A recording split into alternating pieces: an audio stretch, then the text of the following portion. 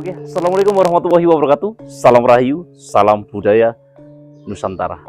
Kali ini kami berada di Dusun Treceh, Desa Sajen, Kecamatan Pacet, Mojokerto, Jawa Timur. Jadi lokasi ini, kecamatan ini adalah Mojokerto Selatan. Ya, jadi saya hari ini di rumah salah satu warga Desa Treceh ini bernama Pak Cipto, dan rumahnya ternyata memiliki sesuatu benda-benda yang sangat unik dan antik, dan nanti kita akan mencoba mereview home tour ke rumahnya beliau.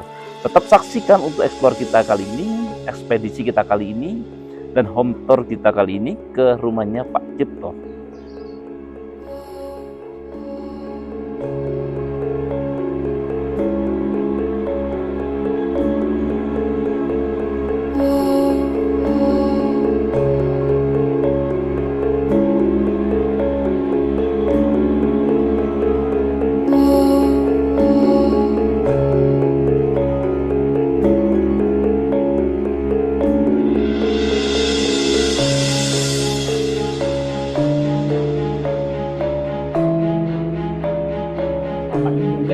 Dilupakan oleh generasi muda kita ya Pak ya. Ya mari Pak. Luar biasa Pak, rumahnya sangat mudah. Ya, beginilah.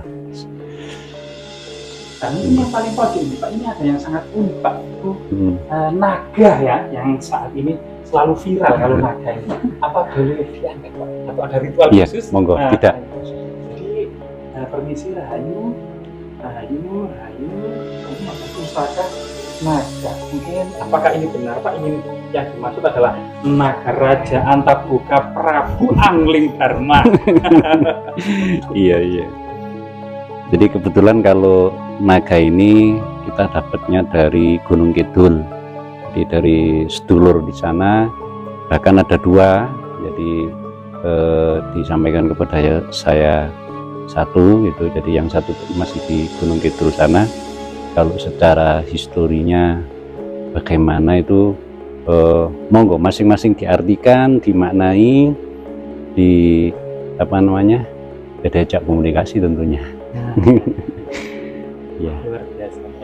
Jadi yang jelas apapun yang ada di rumah saya ini kalau bisa dibilang itu sudah jinak semuanya. Jadi sudah Bersahabat. Ini sudah aura-aura positif. Sudah tidak ada aura-aura negatif. Jadi teman-teman tidak usah takut ya. Nah ini naga ini juga merupakan simbol para raja Jawa itu juga disimbolkan sebagai naga, karena filosofinya naga Antaboga Nanta ini menopang alam semesta di atas mahkotanya. Artinya seorang raja ini menopang eksistensi masyarakat, rakyat, urusan negara, urusan dunia ini di atas kepalanya ya. Jadi ini tanggung jawab sebagai seorang raja. Nah ini luar biasa. Mungkin yang lainnya Pak, yang lanjutkan. Ini Mando tuh Pak? Mando. Asli dari Kalimantan? Ya, bisa di mana? Mando. Nah ini salah satu pusaka kebesaran masyarakat Dayak ya. Iya. Masyarakat Dayak juga ada. Ini adalah kebanggaan seluruh Nusantara. Mantap ya.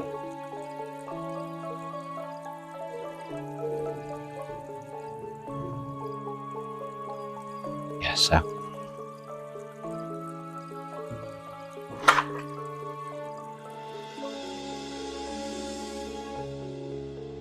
Luar biasa.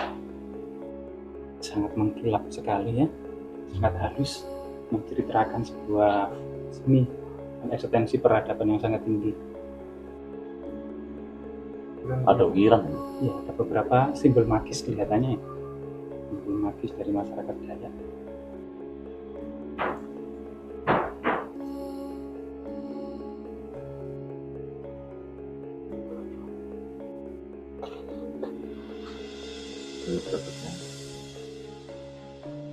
Ini dari sedulur sini saja di daerah sini Pacet Ledok.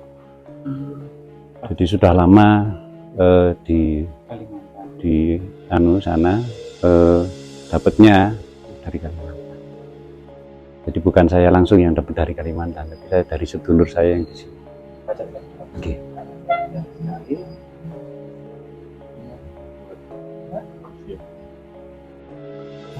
monggo ditaksir saja, saya belum sampai mendalam.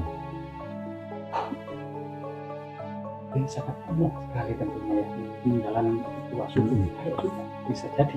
Nah yang lainnya mungkin Monggo, Pak. ya. Nggih. Mantap.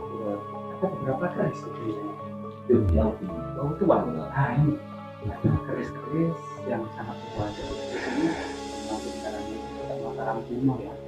Ini merupakan senjata kebanggaan masyarakat Jawa.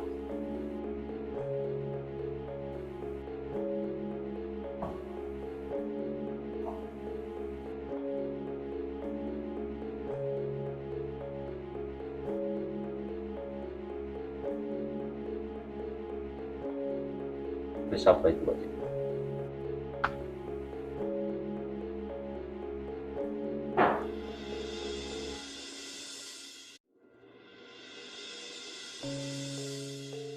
Tak mau.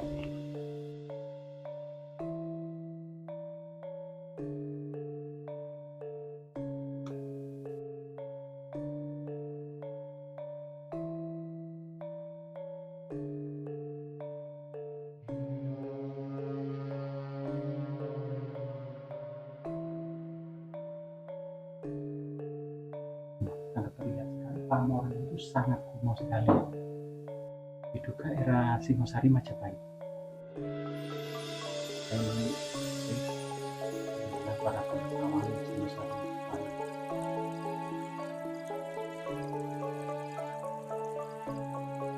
Kita lihat sekali ya, sini itu sangat kuno, menyerupai batu. Jadi nilai historisnya itu cukup tinggi.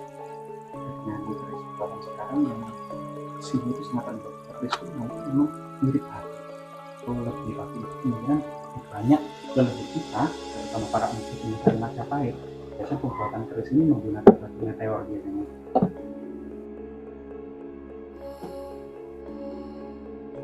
Dan nama khusus untuk keris-keris ini? Enggak. Enggak. Kalau ini Pak, ini Kalau ini dari Segaran, sedulur Segaran. Oh, dari temen Segaran, Iya. temuan era kerajaan Majapahit juga ya. Dulu katanya sih menurut cerita beliau yang ngasih ini untuk apa namanya, jamu, untuk menghaluskan jadi ini jamu. untuk menghaluskan rempah-rempah, biji-bijian, dan daunan gitu ya. Iya. Jadi ini batu penggilingannya, mortar stone, dan ini batu bagian bawah gitu ya. Karena itu disebut pipisang. Pipisang. Sangat utuh. Hal yang banyak kan kita temukan itu berupa fragmen. Sudah patah-patah ini masih utuh. Jadi luar biasa sekali. Yang lain. Kalau yang ini yang katanya bisa minum air itu, Pak. Oh Iya. Monggo diambil. Tak carikan aire. Bisa diambil, bisa diambil.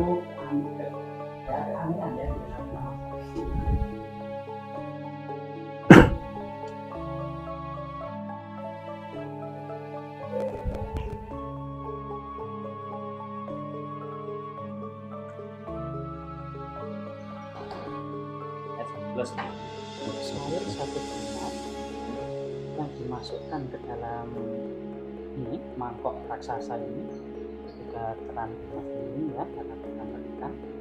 Nah, ternyata yang terjadi adalah air itu meresap ya. Air ini semakin lama semakin habis. Nah, ini sudah mulai tadi satu gelas loh teman-teman. Nah sekarang ini sudah terlihat seperempat gelas ini airnya mulai habis. Dan ini luar biasa sekali. Air mulai habis.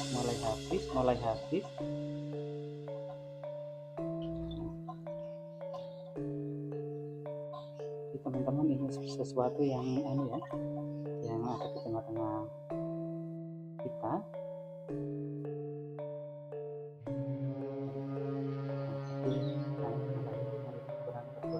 Berkurang mulai habis, lama-lama habis gitu ya. Habis ini sebetulnya. Digoyang dulu.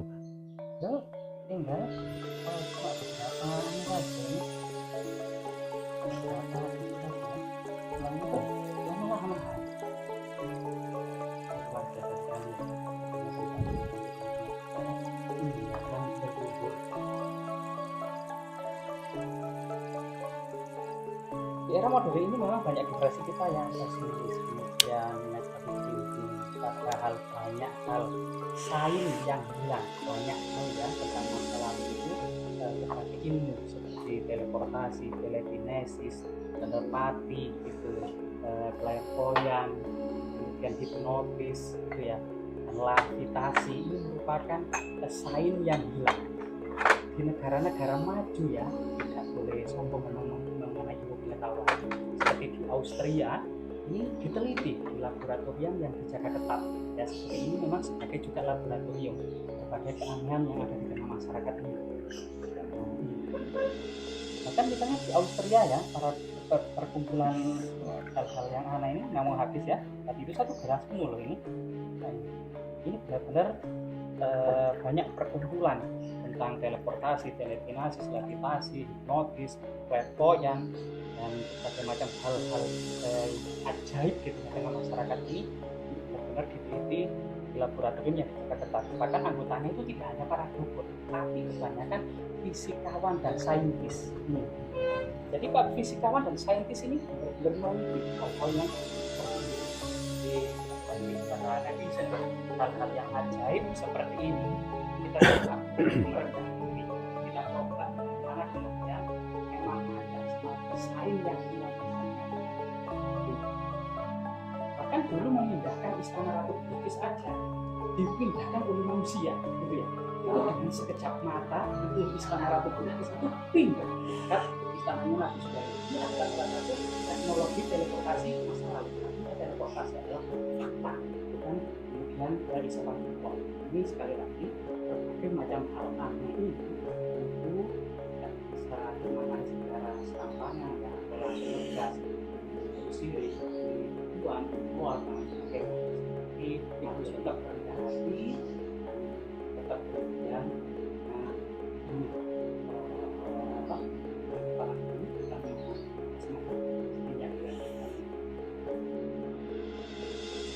habiskan ya, dan itu dan tidak sedikit dan benar air tersebut dan di bawahnya kering, tidak bocor. Nah ini macam hal yang ada di masyarakat kita.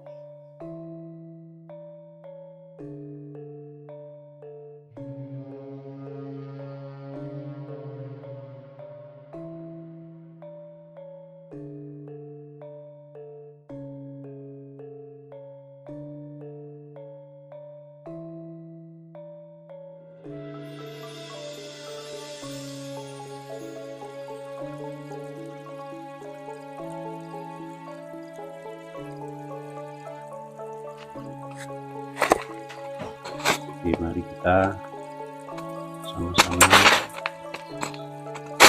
menghormati, melestarikan, mengingat beliau-beliau yang telah mendahului.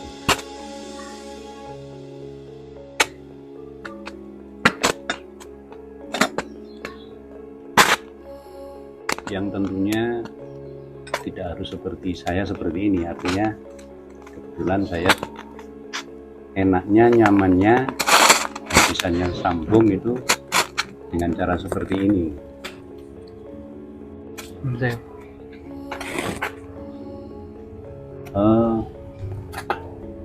Yang tentunya kalau kita nyoloweti istilahnya ya, tidak seperti tetangga-tetangga saya di sekitar saya. Artinya kalau seperti yang saat ini kita lakukan, nyumet dupo, ngobong dupo, itu kadang-kadang kita dimusyrikan, kita dikafirkan, kita tidak sesuai dengan syariat agama Islam. Jadi yaitu tergantung masing-masing, Kebetulan kalau saya secara pribadi menemukannya gitu, bisa sambung rasa kepada para leluhur, salah satunya dengan cara seperti ini. Kita sadari dan tidak kita sadari, saat ini kita semuanya juga beliau hadir di tengah-tengah kita. Cuman memang kadang-kadang pengalaman yang metafisika itu ada yang